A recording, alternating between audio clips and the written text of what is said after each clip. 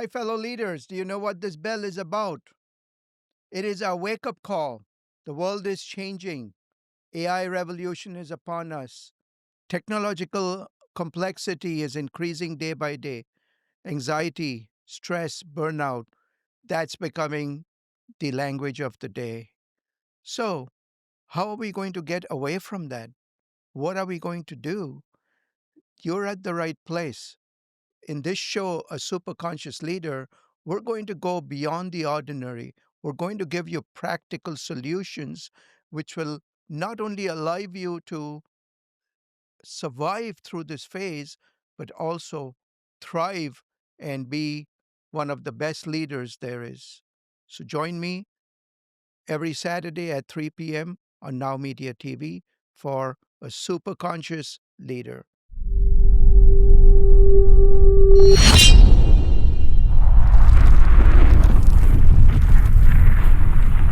Welcome to A Superconscious Leader. I am Dr. Adil Dalal. You're watching Now Media Television. Welcome to A Superconscious Leader, where we explore what it takes to lead with wisdom, vision, and purpose. I'm your host, Dr. Adil Dalal. Today's guest is Ryan Herpin, the co founder and managing partner of Impact Strategies Consulting. Ryan has helped business leaders across industries master the art of operational excellence, drive profitability, and create cultures where people thrive. He's a seasoned advisor in strategic planning, leadership, and employee engagement, and he's deeply passionate about building strong leadership teams rooted in service and in vision. Today, we're digging into the real foundation of leadership, not titles, but influence, growth, and connection. Ryan, welcome to A Superconscious Leader. It's Let's such a pleasure begin being with a here. fundamental question. What is true leadership really about? True So, leadership is such a big topic. I'm so glad to talk about this with you today. so we'll be really diving deeper into that understanding of what leadership is and going beyond. So, today, Ryan, as you know, the problems facing many in the audience is that leadership is often mistaken for authority, power, control, but without vision, trust, and humility, leaders fail to inspire lasting results. So, here is a key question. What is your personal definition of leadership, Ryan? Well, I could sum it up in one word and then I'll elaborate on that. I would Sure. say servitude. The way I define a true leader is a servant of the many. So, really, a way to elaborate on that is leadership is the ability to influence others towards a shared vision through consistency, action, integrity, and service. It's not about titles or control. It's about taking responsibility for outcomes and lifting up others. Excellent. So, Ryan, to follow up on that, uh, servant leadership has been used and misused a lot. How do you really, because the leader needs to lead from the front and service seems to be from behind. How do you make that connection of service versus, leading from the front? You see, I think they're all one and the same. I think serving your team is leading by example. I think Right. paving the way for them to walk an easier route, to not stumble or fall, but to guide them in the steps that you've already taken. I think that is servitude. I think it's the highest form of servitude, putting yourself in front of Okay. the fire, walking the hard roads, climbing the hardest mountains to then help those around you do the same thing, but with less of a struggle, right? I think those are one of the same thing. I, I love your answer, Ryan. Thank you so much for elaborating on that. And I truly, truly agree with you. So, what are the most important qualities that separate a good leader from a great one? I would have to say that's such a good question. And a lot of people might not enjoy this one, but self awareness, Hmm. consistency, and most of all, humility. A good leader knows where they're going. A great leader knows how to take others with them. And really it's about being able to adapt, overcome, and keep your ego in check while doing it. Those are the most important qualities that I can truly think of. Excellent. And you see that a leader versus a manager, a leader, usually will have to break some rules. What are your thoughts on breaking rules? It's this is such a great question. It's funny because I've been in so many situations where I had to go outside of the bounds of what, you know, HR might agree with and other things, but there is no cookie cutter way of being a leader. Yes. There really isn't. It's a matter of putting this is about the best way my mentor explained it to me because he said sometimes you're gonna have to do things others might not agree with when it comes to leading teams successfully. And it's doing what's necessary for your team Yeah. to thrive. Sometimes that's having a hard conversation and putting it in a way that people might not like. Sometimes it's offensive. Sometimes it's hard. Sometimes it's against the grain, but rules are there to give us structure. I don't think rules are always completely definitive when it comes to the betterment of those around. Very true. Very well said. Very well said. And growth usually happens when you're a little uncomfortable. So correct. Great. Thanks, Ryan. How do you lead people who have a different personalities or motivations than a leader has, or how would you differentiate that? This one is one of the biggest questions a lot of my clients really struggle with, and because you can't manage or lead one way. One way doesn't work for everyone, but you've got to listen first. Mhm. That's the truth. And people want to be seen. They want to be valued. You can't lead everyone the same way. You lead people in a way that they respond to best. Great example. Great example. My mentor, Mhm. when he was my boss leading me before I took over his massive company at the time, I respond really, really well to being yelled at. I couldn't tell you why. Maybe it's I grew up in wrestling and sports, and my father was real serious about raising men, not boys. I respond well to being yelled at. If you can make me mad at me, I'll move mountains. Huh. Other times, I've seen him work with other people where you've gotta kinda beat around the bush and be kinda soft in your delivery because that's what works for them. It's not one size fits all, it's objective based. If our objective Yeah, is your improvement, your betterment, your success, as a leader, it's my responsibility to understand how you work so that I can say the things in the right way to get you where you need to go. excellent. And this is so important in the current generation shift. Would you agree? Oh, I could Knowing not the agree with you person, more. knowing an individual. Without that, leadership is a losing game. Would you agree? Most definitely. With the newer generations, communication has changed, Yeah, you know, the approach has changed, the way that the societal structure really is not what it was in the '70s, '80s, '90s, early exactly. 2000s. It's just not the same. So if you Yeah, don't adapt, you'll become obsolete. It's just the reality. yes, very true. So, individual understanding an individual is so important for a leader, no matter what size of a team you lead. If you don't understand them, as you said, you'll get motivated by shouting. Some of them may be going into a corner sobbing if you do the same thing, correct? So we have to be very mindful of each individual. So thank you. Uh, Ryan, what early leadership lessons shaped who you are today? That's a very, this is such a wonderful question, I think, This is a especially humbling allows you. it's a very humbling one. Yeah. This is something that's very, very true. I don't have a collegiate background. Tell you the truth, I put myself through trade school. I come from the bottom end of the lower class. So the truth is, I started as a welder, and I Hmm. learned early on, people don't follow because of a title. They follow someone who shows up, outworks the odds, and keeps their mind straight in a world that gets really, really hard. And that's what really Mm. stuck with me. It's not about what your title is or where you come from. It's about being willing to lead by example, do what's hard, and show others they can do it too. Love it. Love it. I think. I've seen great leaders even on the shop floor, right? They when a leader is taken up from the shop floor, I feel they do really great for the organization because they've seen it all, they've actually done it, and really changes the culture of an organization. So I respect that, Ryan. That hands on is so important right now. So thank you.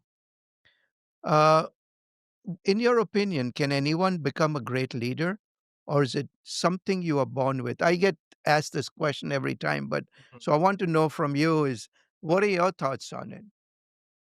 Anyone can become a great leader. Sometimes people are born with the mentality of a leader, but to tell you the truth, most people aren't. It's Yeah. something you have to become, and you become it by radical self-discipline and a willingness to grow. And honestly, the most important part is having a servant's heart. A true leader over a boss is someone who cares deeply about those around them. It's an enlightened self-interest.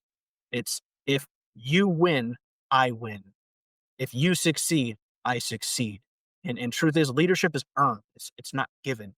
You can be given a title to become the boss, but to be the leader, it is earned. Yes, very true and very well said. And I truly believe that every human being needs to be a leader. They are a leader of their career, their family, whatever they do. If they do not lead, they will become a follower in someone else's story. So you need to be the star of your own show. Otherwise, you will be a character in someone else's story. So Very true. uh, it's a fantastic segment, Ryan. You're awesome, and thank you for being here, folks. Don't go anywhere. We'll be back with segment two, which will be much more engaging, going deeper into the super conscious leader. Thank you.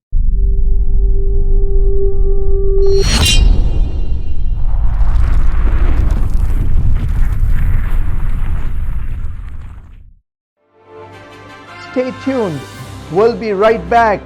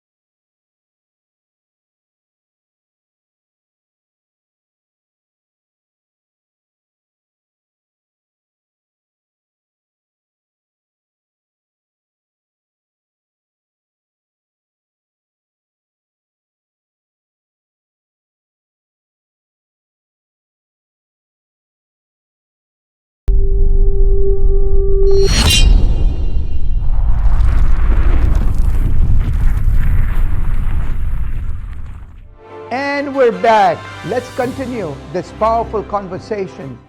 We're back with Ryan Herpin, a business consultant and leadership advisor who helps companies navigate complexity while staying anchored in true values. Ryan has firsthand what separates great leaders from average ones, and often it shows up most clearly during adversity. This segment is all about leading when the pressure's high, the results are uncertain, and your legacy is on the line. The problem facing many in the audience is that leadership often looks great when things are smooth, but when real test comes up, when plans fail, teams are stretched, and doubt creeps in, what happens? So, Ryan, can you kindly share a time you had to lead through a major setback or a challenge? Absolutely. The biggest one that comes to mind that's just so readily available is A long time ago, when I stepped into a senior operations role in a very big manufacturing company, the company was it was struggling quite a bit. They were growing, but it was very very hard fought struggle, and people were burnt out. Morale was low. Systems were broken. There were more fires to put out than you can imagine. But in that time, as I had the opportunity to be the leader that the team selected, I led by example. I had to rebuild trust and I had to make some really hard decisions, but it turned everything around. Being consistent in doing those things and being a leader to face the problems head on and show the way, it eventually turned into the business selling for 33 times even. That's what you would call a unicorn sale, right? Yes. That right there is a great example of what can come from those setbacks, those challenges. If you stay consistent, disciplined, focused, and Mhm. have faith in yourself, anything can happen. What an excellent example. And you know, ships are not meant to be put in the docks, right? They are meant for the rough seas, and that's what Yes. leadership is about. Is unless you are pushed, you will not know your limits. Unless you are challenged, you're not going to know what you're capable of. So it is such an important. I believe all leaders should embrace challenges, not try to escape from them. So thank you, Ryan. Great, case study and a great way to tell our audience that you need to keep going. Mhm. So, what does resilience look like in leadership? For me, resilience looks like showing up on the hard days with the same fire, same energy, same focus, same vision as you do on the easy days. It's staying Wow. steady when everyone else is shaking. Resilience sometimes has to be. You ever heard the term fake it till you make it? Well, resilience is a lot like that at times. When all hell is breaking loose, there's fires everywhere, and there's troubled seas. It's your job as a leader, a resilient leader, to show up, stand firm, and be the foundation for the team to stand on. Although things may be shaking, you don't have to. You stand in the wind, you point forward, and you move. That to me is what resilience really means as a leader. Excellent. That is, and this is the true metal, right? When a leadership, if you get shaken as a leader, followers get shaken too, and nobody follows. Hmm. So showing that resilience in, even in the face of all challenges is, I think, and Ryan, you've come through the hard way, so you've seen it all. So thank you Definitely. for sharing that. There's actually a quote that I want to share along Yeah, those please. lines I love quotes. So go ahead. from Dr. Miles Monroe. Somebody Hmm. I've paid attention to for years said something right along these lines that I found to be extremely true. He said, "An army of sheep led by a lion will Yes. always defeat an army Yeah. of lions led by the sheep." This Now, is if you don't dig too logically into this and you take a yeah. step back and listen to the metaphorical power that's there, there's a lot of truth in that. The leader Absolutely. defines the strength of the team. Yeah. Very true. And I totally believe what you've saying. It's, uh, excellent quote and a great way to kind of, answer this question succinctly. How do you stay grounded when the pressure is super high? This is more of a personal thing, but the truth is for me, I rely heavily, number one, first and foremost, on my faith. That is my that is my foundation, right? Mhm. But I also lean on my discipline. My discipline has carried me through many, many things. See, people like to think willpower is the way to get through life, get through hard stuff, but really discipline is there when willpower fades. Discipline Mhm. shows up when willpower is tired and left at the door, right? But to maintain that discipline at all times requires a whole heck of a lot of faith in yourself and whatever it is Yes. you believe in. It's whatever carries you through is what works. But for me, having that faith that everything is going to work out and that I'm doing this for a much bigger cause, that carries me through. Knowing that there's somebody out there that is looking to me with hope, Yes. that carries me through. That is so that is so profound. And You mentioned faith. Today, faith, spirituality, all of these things get confused in a corporation. How do you see, those aspects coming into corporations today? Do you see them very openly discussed, or kind of under the radar? From my experience, it has been a taboo in business. And I understand why. Not everyone shares the same beliefs. Not everyone shares Right. the same type of faiths and disciplines. I understand that. But the truth is, I think it's not talked about enough. As a consultant, when I'm working with teams and business owners, entrepreneurs, and incredible personalities, I talk about my faith, Right. not to preach to others, but to share where I get some of my profound disciplines and fire and vigor from. Because if I can find that from Right. something, anyone can find that from something. For me, it happens to be my faith. So I think it's not talked about enough. It is a taboo in the business. It Yes. shouldn't be. As long as we're not forcing Right. beliefs and religions and things down people's throats, Very it true. should be something talked about because open dialogue on the deeper things builds camaraderie, trust, Yeah. relationships, and knowing you've got somebody standing to your right and to your left that has a shield that's willing to hold it up for you. Very true. Very true. It's almost like an anchor, right? In rough seas, it acts as an anchor. So thanks for sharing that. Um, Ryan, what role does vulnerability play in leadership? Pretty big role, if you ask me. Vulnerability ultimately builds trust. It reminds the people that you lead that you're human too. You make mistakes too. It creates space for authenticity, connection, and growth. You know, a lot of people think of the idea of a leader as someone who is always hardcore, firm, never shakes it. Yes, you want to stand firm and you want to stand strong when others are shaken, but you've got to show some vulnerability as well. Otherwise, people stop seeing you as someone they can confide in, they can trust, they can relate to. You've got to be relatable, and vulnerability is very Yes, relatable. very true. And it's a human quality, right? It's very Yes. human. Well, thank you for sharing. Uh, and final question for this segment is, how can leaders protect their teams from burnout without compromising the results? This has been one of the hardest struggles of my career, but I think I've cracked the code and it's working for me now.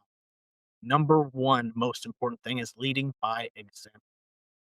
If your team sees that you maintain the standards and expectations that you place on them, they're less likely to get burnt out and Very to true. be less likely to be, you know, feeling down about it and just overwhelmed, right? So I don't glorify hustle for hustle's sake. I keep focus on clarity, priorities, and working smarter. When you lead with vision and purpose, the work becomes meaningful, not exhausting. So purpose plays a really big part of it as well. You've got to lead by example with purpose. Wow. Very profound and so true. I do lean consulting, and whenever I do a tool called 5S, is reorganizing the area. Mhm. And if there's anything on the floor, I tell a leader, I said, if you walk past that piece of paper without picking it up and putting it into the bin, 5S will fail in your area. Lean will fail, will not work for you. So leading by example and purpose is the key to a good leader. So very well said, Ryan. Thank you very much. So, Ryan, that was incredibly insightful. For our viewers who want to connect with your work, coaching, or upcoming events, where can they find you? Online or social media? Easy way to find me is through my website, my LinkedIn. I'm starting to roll out a whole lot of social media and different things, but you can contact me many different ways. I make sure my phone number and my email are readily available to the masses. You go to any one of those places, you're going to find it. You'll connect with my team, and everything flows through me at some point. And I'm always open to conversations, and I do offer free consultations. Great. Don't go anywhere. We'll be back with Ryan Herpin to go deeper into what a super conscious leader needs to become. Thank you very much.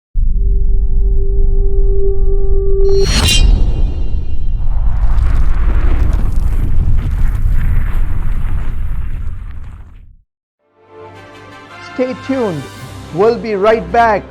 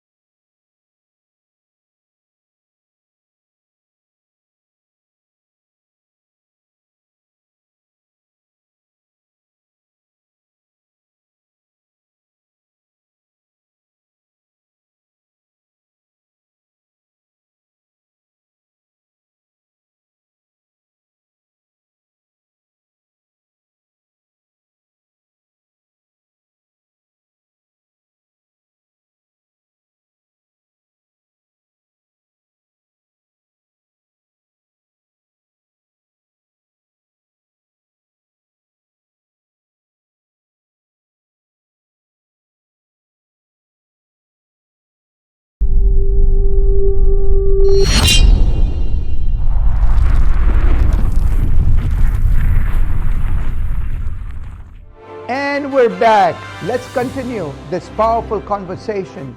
We're back with Ryan Herpin, a strategic planner and culture builder who works with organizations to create high performance teams rooted in trust, alignment, and shared mission.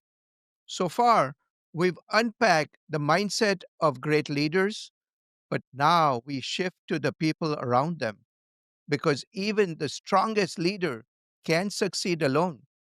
The problem facing many in the audience is that every company wants strong teams. They often struggle with misalignment, broken trust, or confusion around roles and accountability. So, Ryan, what's your approach to building a strong, unified team? Three very simple words: clarity, accountability, and trust. Everyone needs to know where they're going, what their role is, and that their leader really has their it, it, it's easier said than done, but it is quite simple. If you can maintain clarity, accountability, and trust, the team tends to work much, much better together and in the same direction. Excellent. So, audience, Dr. Ryan says cat, correct? Clarity, accountability, and Yep, trust. cat. That's a good way to put that.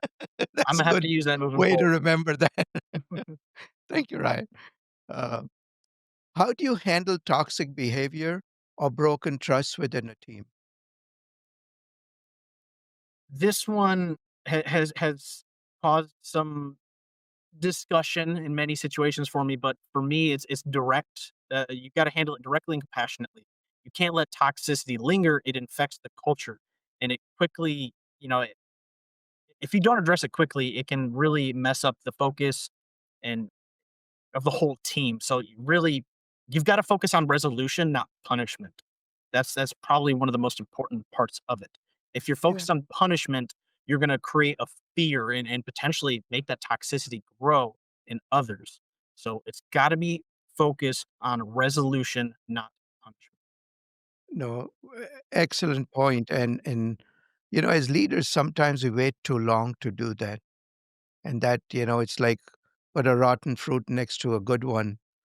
You're going to see that spread very quickly. So resolving that is so important. And you know, I've made the mistake of waiting sometimes too long, and it has I had to the steps we had to take are much deeper and much more rather than if you were to do it in time. So, very, very well said, Ryan. Thank you. What are some of the most common mistakes leaders make when trying to motivate others within the team or within an organization? I've got two that are pretty important. Number one of the biggest mistakes when trying to motivate others is not abiding by the same standard. and expectations as you place on your team. That is a huge, huge mistake. That pretty much eliminates all trust that could possibly be there because they see hypocrisy.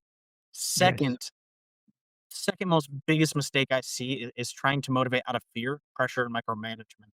People don't thrive under a microscope. They thrive when they feel safe, challenged, and seen. So gotta get away from not holding the same standard you set for your team, and you've gotta stay away from managing and motivating out of fear. That's huge, huge problem. Very true. Are you a fan of Zig Ziglar? Yeah, most definitely. Zig Ziglar was once asked, by one of the audience members. He was talking about motivation. And he said, "But we have to keep motivating every day." He says, "So every day you have to take a bath." It's similar to that, right? Things happen and you have to get rid of the toxicity and the other things which are happening. Just like you take a bath on a daily basis, motivation is a continuous process. Leaders cannot just say, "Hey, I motivated someone, 3 months ago. How come they're not working?" So I like to it's tie it to the gym. Going to the gym, yes, very true. exercise. You can't expect to work out for a day, 2 days, 3 days to see results. And then you Yes, can't expect to stop working out after so long and maintain those results. very It's true. gotta be a consistent effort, and over Yes. time, it becomes more automatic and second nature. But it's Yes. just like with anything. If you don't apply the consistent small self-disciplines over time, you won't see the compounding effect.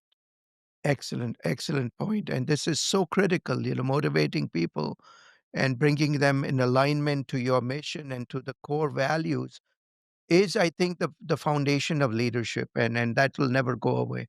So great. Thank you, Ryan.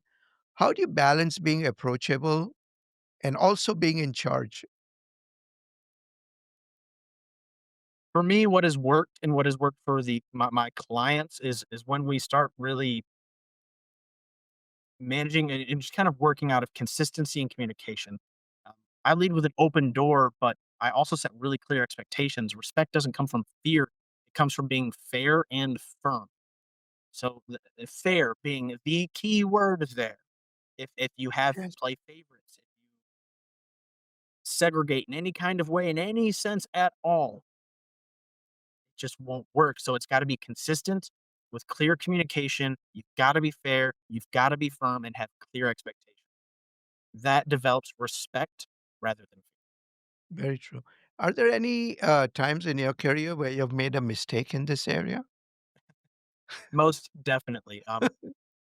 When I was transitioning from a welder to a supervisor of a production department, I was very young. I'd never been a leader before. I was responsible for 12 guys that were all old enough to be my parents. Hmm. Well, I helped grow that department to 32 employees. We doubled the size of that part of the shop. We increased production by 115%. But there came a point where we no longer needed overtime. The efficiency, the effectiveness significantly changed. With the increased production came less overtime. So the team wanted to lay down so they could get more overtime. And I didn't know how to fix that. So at the Yeah. time, being the younger version of me, I tried to rule with an iron fist. I became a tyrant, tried to lead out of fear, tried to coerce everyone to listen and to Hmm. to to work harder, and it ended up getting me knocked down every peg possible in that business. I had to be humbled to then Yes. learn what it really meant to be a leader, and that was to serve. From there, I ended up growing to take over the company completely. Wow, that is so cool, and I think those lessons you learn early on are much better than if you learn them later. So Yes. I've Yes. found that to be very helpful in my career too. So excellent. Final question for you, Ryan, for this segment: what systems or habits help maintain team alignment over a period of time? Regular check-ins, clear goals, and an open dialogue. Alignment isn't a one-time thing; it's a rhythm of reinforcing the mission and adjusting together. Open dialogue has been huge for maintaining alignment and also getting team buy-in and investment to the bigger Yeah. goals and missions. If you open up the floor to everyone's opinion and take it seriously, now everyone feels heard. they feel valued, they feel seen, and now they feel like they can invest in the mission because Yeah, they play an important role in it. very So, true. regular check-ins, clear goals, and open dialogue. So basically, you're saying communication, right? The communication is the key to alignment. But You effective can never over intentional communicate, communication. correct? It is part of what a leader, it has to be something a day to days does that, you can't be in your office closing the door and not being out there amongst the people. So very true. So Ryan, this has been such an amazing segment. You're an amazing guest. Would love to kind of go deeper into the final segment. So everyone, please do not go anywhere. Just hold on. Ryan Herpin, the Superconscious Leader, will be right back. Thank you.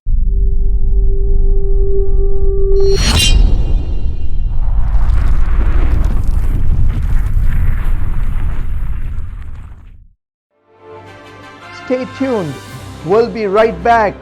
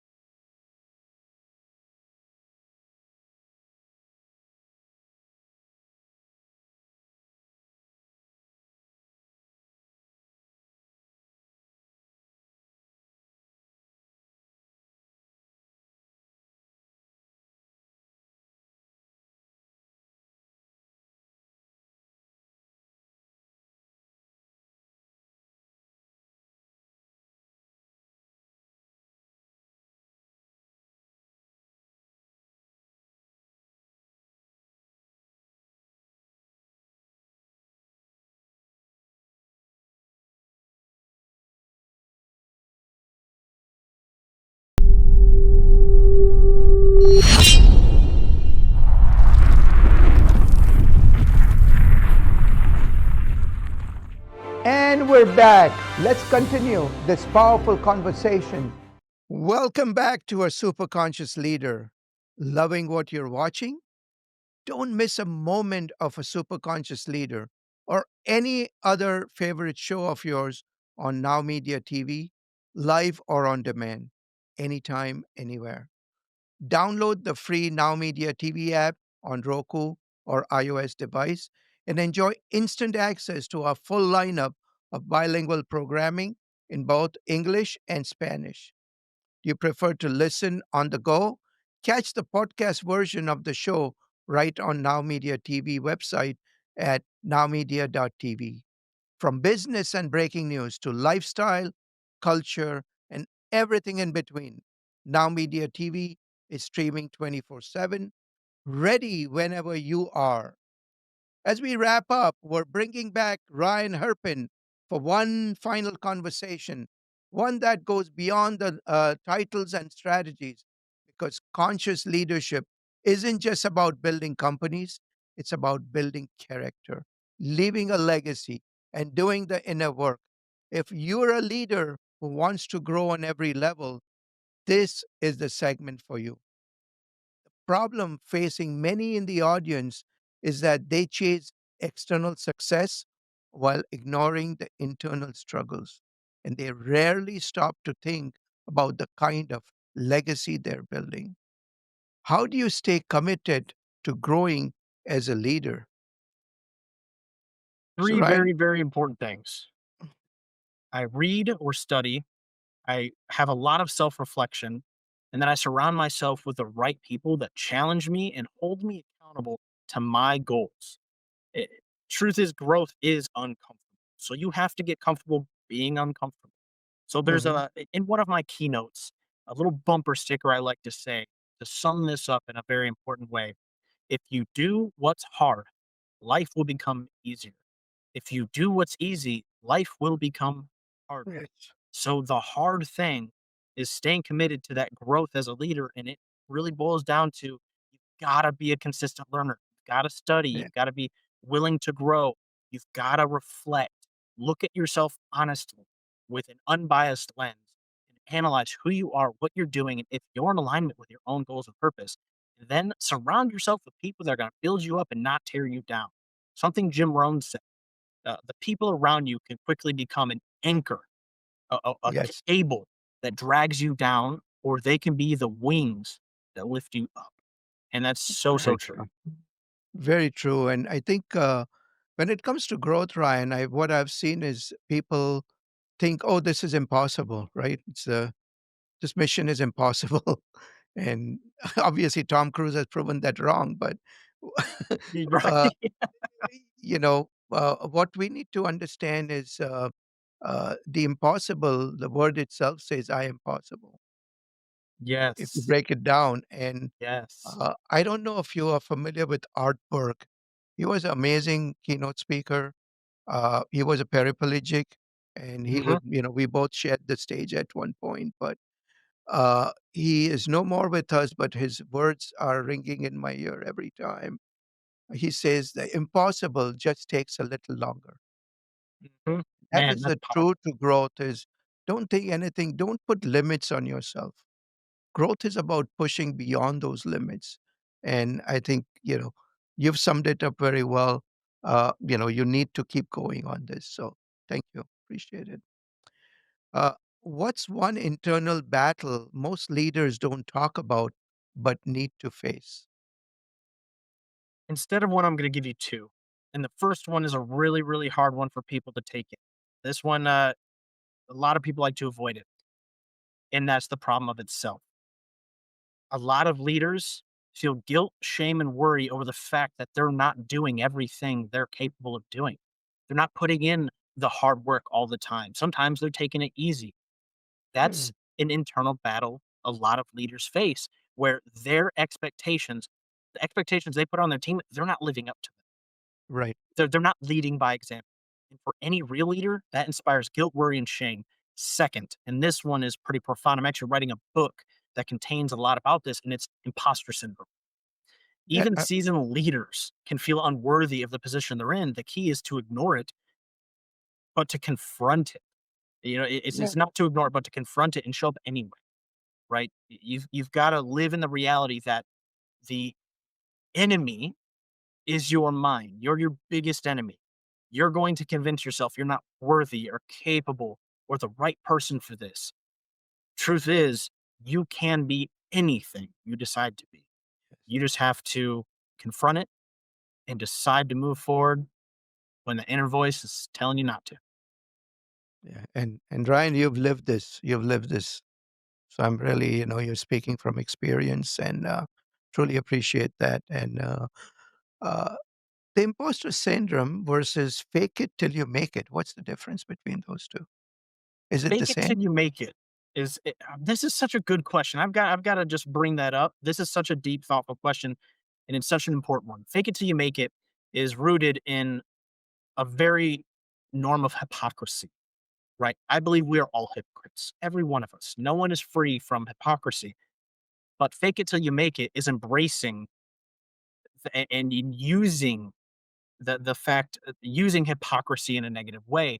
Whereas imposter syndrome, I think it's saying I am before I ever was. It's Yes. believing I am this person. I am the owner of this business. I am a successful leader. I am a successful speaker before I ever was. That is combating imposter syndrome. I'm speaking identity over myself of who I know I can be. And slowly I become that. But faking it till you make it just makes you a bigger and bigger hypocrite. And at that point, fake it till you make it. You're just kind of shooting off in any direction, hoping something sticks or hits.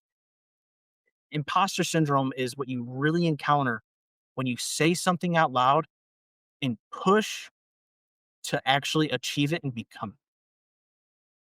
What a profound answer. Thank you, Ryan. Appreciate it for, clearing that up for the audience. Okay, this next question is very important to me because I'm an author of A Legacy Driven Life.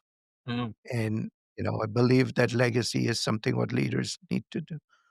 So, Ryan, what is your personal mission or legacy as a leader? First and foremost, is to make a big enough positive impact that that positive impact is remembered for generations after I'm gone. But to break that down, my mission, my purpose in life that I believe I am here for is to help people become who they were created to be, who they were meant to be. To become that is a choice. It's not given, it is earned, just like leadership. My mission in life is to help people become that person that they were meant to be. Fantastic. And that's exploring the potential of people, looking and I think that is the true idea of a legacy. Would you agree that it is beyond yourself? Purpose is for yourself, legacy is for others. And Yes, that is so well said. such a important differentiation you need to make. So fantastic. Thank you, Ryan. How does faith, purpose, or belief shape the way you lead? And we've discussed a little bit about it, but this is a very, very important question for a lot of leaders. For me, and I can only speak on my experience because, like I said before, belief and faith and religion, all this plays important roles in people's lives in different ways. For me, it's the foundation. You see, I believe God created me to be a leader for leaders. I believe this, not because I have some righteous disposition. No, I believe this because I have felt a presence call me to this. Do I feel worthy of it all the time? No, I fight imposter syndrome as well. But I just believe that I am here to help some people become that person they were meant to be. And ultimately, I believe I'm called to lead through servitude. It's not to lead from a position of authority or power, it's to lead from a position of, I'm going to give you everything I can and expect nothing in return because I believe the reciprocity is automatic. It Mhm. will happen one way or the other. The universe just works that way. Fantastic. Really, truly very insightful. Thank you very much. So, Ryan, as we come towards the close of this, we could be talking for hours, but we finally, something, everything has to come to a close. So, if you could give one final message to the next generation of leaders, what would that be? Good question. Don't chase titles, chase transformation. Mm, Success isn't given, it's earned daily. So show up, do the hard work, stay humble enough, and keep going. wow.